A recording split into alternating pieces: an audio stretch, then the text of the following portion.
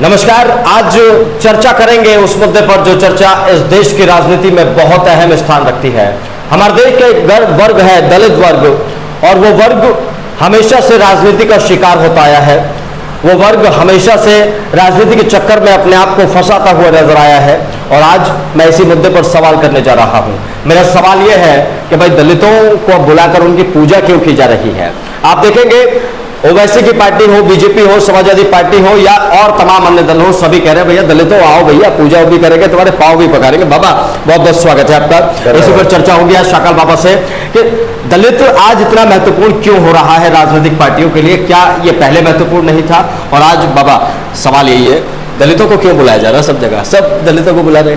देखिए दलित जो है एक दबा हुआ कमजोर वर्ग है। उसे पता है दलित बेचारा भूखा प्यासा है, इसको कहीं भी थोड़ा सा अगर सहानुभूति मिल जाएगी तो दलित वहां बैठ जाएगा। तो दलित जो है वो सत्ता में किसी को सत्ता में लेके भी आ सकता है, और दलित किसी सत्ता से किसी पार्टी को उखाड़ने की क्षमता भी रखता है। तो इसलिए कोई पार्टी हो बाबा, जो भाजपा हो, कांग्रेस हो या सपा हो, जब से क्या नाम है दलित है बहुजन समाज पार्टी से कहीं ना कहीं वो छिटका है, तो उसके बाद सबकी निगाह सबसे पहले दलित के ऊपर है।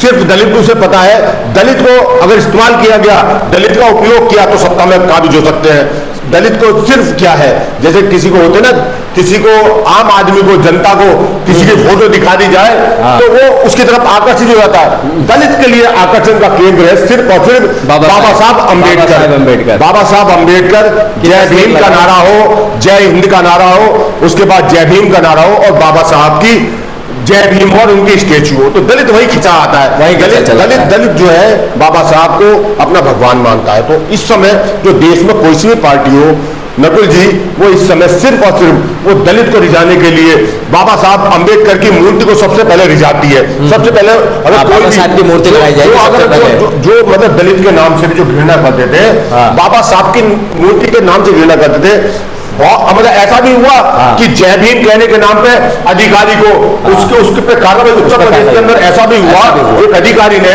आईपीएस, पूर्व आईपीएस जो है, उन्होंने जय भीम कह दिया था। उसके बाद उनपे जो मतलब प्रशासनिक जो कार्रवाई की गई थी। आज देश का प्रधानमंत्री हो या प्रदेश का मुख्यमंत्री हो या कोई भी सूबे का मुख्यमंत्री हो, कोई भी सबसे पहले अगर जय हिंद जय भीम बोलता है, उसके बाद क्यों बोलता है, उसे पता है प्रदेश के अंदर, इस देश के अंदर दलित वर्ग वो है जो सत्ता में जिसके साथ हो जाए तो उसे सत्ता में बैठा भी सकता है, सत्ता से बाहर भी कर सकता है। अच्छा, एक बात समझना चाहेंगे बाबा कि दलितों ने हमेशा अपना वोट कई पार्टियों में उन्होंने बांट कर रखा। कई कुछ दलित बसपा के साथ गए, कुछ बीजेपी के साथ आए, कुछ कांग्रेस के साथ रहे, कुछ कहीं रहे। अगर सारा ये वोट अगर एक तरफ को चला जाए, पूरी एक तरफ पूरा एक मुश्त चला जाए, तो होता क्या है? क्या सत्ता परिवर्तन होता है? क्या वैसा ही परिवर्तन देखने को मिलेगा जैसा बहन जी के दौर में हुआ था कि जब दलितों ने ये कहा कि भैया बहन जी की सरकार लेकर आनी है, तो सरकार एकदम से लेकर आए थे पूर्ण बहुमत वाली। देखिए, सबसे पहले जो है ना, इन लोगों को डर लगा। इन्होंने क्या काम किया, जो दलित वर्ग था, बहुजन समाज पार्टी का जो दलित वर्ग था, उनको काटने का काम किया। उसे न्यायालय के माध्यम से या सरकार के माध्यम से उन्हें वर्गीकरण के नाम पर काटा गया।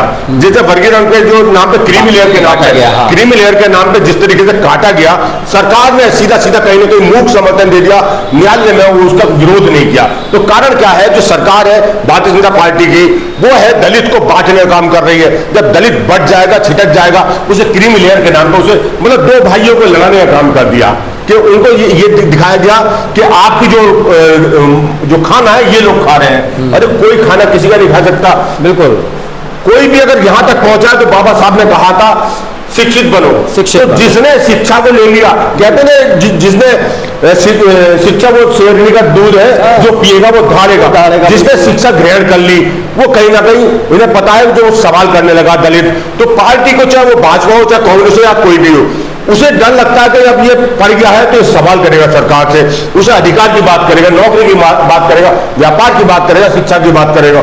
तो उन्होंने क्या है, दलित को तोड़ने का काम किया, क्रीमी लेयर के नाम पर दलित को बांटने का काम किया।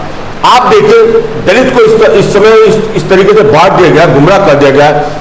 पहले दलित एक संगठित होकर आवाज उठाया करता था तो पूरे देश की व्यवस्था, प्रदेश की व्यवस्था हिल जाया करती थी। आज संविधान को कहीं ना कहीं चोट की जा रही है, संविधानिक ढांचे को कहीं ना कहीं कमजोर किया जा रहा है। क्यों? जो एक वर्ग है वो मजबूत हो जाएगा। बहुजन समाज पार्टी का एक वर्ग है जो हमेशा बाबा साहब को भगवान मानता है, संविधान को अपना धर्म मानता है, उसको अगर टूटता था उसमें आंच लगती तो दलित जो है एक आवाज बनकर उभरता था। लेकिन दलित क्या है? दलित अब छंद छंद विखंड हो गया है। कोई अगर वो कुछ भाजपा की तरफ चला गया, कुछ कांग्रेस की तरफ चला गया, कुछ सपा की तरफ चला गया, कुछ एनडीए की तरफ चला गया, कुछ इंडिया की तरफ चला गया, तो क्या है? उसकी आवाज जो है कमजोर हो गई है। आज अगर दलित वर्ग का जो नेता है आरक्षण के नाम पर जीत के तो जाता है, लेकिन मतलब सीट पर, लेकिन दलितों की बात नहीं करता मंच पर जाकर, ना राज्यसभा में, ना लोकसभा में, ना विधानसभा में। जबकि आरक्षण के नाम पे, बाबा साहब के आरक्षण के नाम पर जीत के जाता है वो रिजर्व सीट से, लेकिन दलितों की आवाज नहीं उठाता।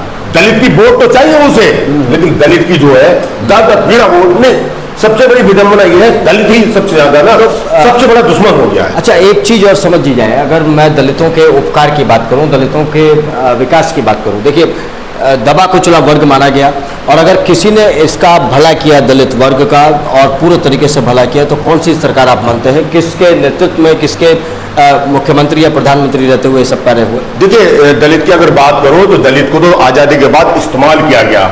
एक बहुसंख्यक जो दलित वोट था उसको इस्तेमाल किया गया। उसके बाद जो है जब से बहन जी आई है तो उसके बाद दलित का कहीं ना कहीं उसे लगा कि हमारी रहनुमाई हो रही है। बहन जी के बाद जो दलित वर्ग था जिसकी दबा हुआ था उसकी आवाज कोई नहीं सुनता था, जो है उसे जब बहन जी आई तो उसको लगा कि अब हमारी रहनुमाई करने वाला है कोई। लेकिन जब से बहन जी चली गई है तो अब जो है दलित बिल्कुल असहाय महसूस कर रहा है। वो कहीं ना कहीं इधर वो सपा में चला गया, कांग्रेस में या बसपा में, या मतलब अन्य बीजेपी में चला गया, तो चला तो गया है लेकिन दिल से नहीं गया, चला गया है लेकिन वो इंतजार कर रहा है पार्टी जो है बहन जी के आने का। पार्टी जो है दलितों का इस्तेमाल कर रहे हैं। आज भी वो उम्मीद कर रहे हैं कि आने वाले लोकसभा में बहन जी दम सम के साथ आएगी, सत्ता में आएगी। अभी विधानसभा आ रही है, विधानसभा में उत्तर प्रदेश में वो दमसम के साथ आएंगे, या तो सत्ता को उखाड़ बैठेंगे या सत्ता पर काबिज होंगी। मतलब बहुत बड़ी भूमिका ये बहुत बड़ा फैक्टर है बाबा, कि जो वोटर है वो वेट कर रहा है अपने नेता के आने का। ऐसा बहुत कम देखा गया है कि कोई वोटर इंतजार कर रहा हो। अगर बहन जी की बात करें तो उनकी क्रेडिबिलिटी अपने आप में महत्वपूर्ण रही है। आज भी जब हम रिपोर्टिंग करते हैं तो हम जब जाते हैं ऐसे दलित गाँव में और हमारी वहाँ मुलाकात होती है तो उनका सीधा सीधा कहना होता, बोला जी हम हाथिया बहन जी को जानते हैं, हम और किसी और को नहीं जानते। तो अब क्या करना चाहिए बहन जी को वोटर के लिए, क्योंकि वोटर इंतजार कर रहा है और अगर नेता नहीं आएगा तो वोटर कहाँ जाएगा, बताइए। देखिए, बहन जी को पूरी तरीके से एक आम नेता बनना होगा। अब बहन जी के अगर बहुत सारे फोटो वीडियो हम देखते हैं सोशल मीडिया में या उसमें, जो उनका जो नेता है, जो उनका कार्यकर्ता है, जो भी है, हमने नोटिस किया है कि अब वो है उसे कहीं ना कहीं उसके साथ बैठाना शुरू कर दिया है। साथ में बैठाना शुरू कर दिया है। तो जो बहन जी को जो है ना, जो एक वर्ग है, जो उनका जो मतलब जो मुख्य टीम है, उनका भी वो सलाह नहीं लिया करती थी। अब कहीं ना कहीं उनके साथ बैठ के प्लानिंग भी करती है। जो संगठन है उनको लेकर संगठन को चर्चा भी करनी चाहिए, और जमीनी जो स्तर है, जो जमीनी उस जो कार्यकर्ता है वो बता सकता है कि जमीन की स्थिति क्या है और क्या करना चाहिए। बहन जी जब सत्ता में थी या जब सत्ता में आई थी उस समय माहौल कुछ होता, आज रणनीति में बदलनी पड़ेगी।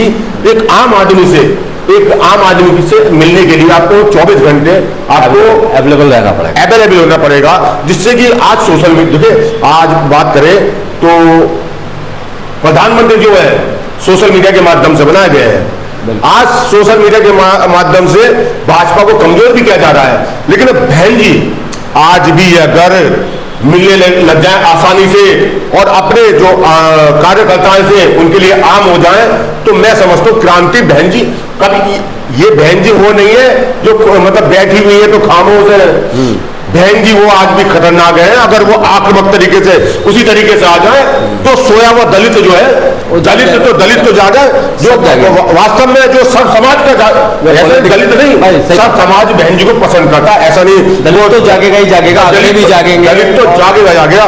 अगर उसको पसंद करेंगे, अगर मैं कहूँ बात, तो जो आज ब्राह्मण वर्ग भी, आज वैश्य वर्ग भी, ठाकुर वर्ग भी बहन जी को पसंद करते हैं, उनकी कार्यशैली को, उनकी कार्यशैली ऐसा है। वही तो मैं कह रहा हूँ कि उनकी जो कार्यशैली है ना, बहन जी की कार्यशैली है ना, उनकी प्रशासनिक व्यवस्था को देश के प्रत्येक व्यक्ति, हर जाति का व्यक्ति उन्हें पसंद करता है, उनकी कार्यशैली को। तो आज भी बहन जी जब अपने रंग रूप में आएंगी तो मैं समझता हूँ सबको चारों खाने चित कर देंगे। चलिए, बहुत शुक्रिया। तो दोस्तों, ये बिल्कुल सही बात है जो शाकाल बाबा ने कही।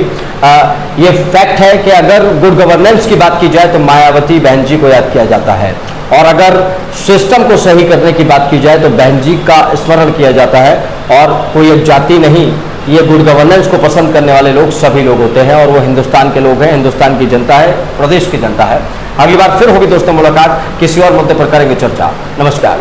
नमस्कार।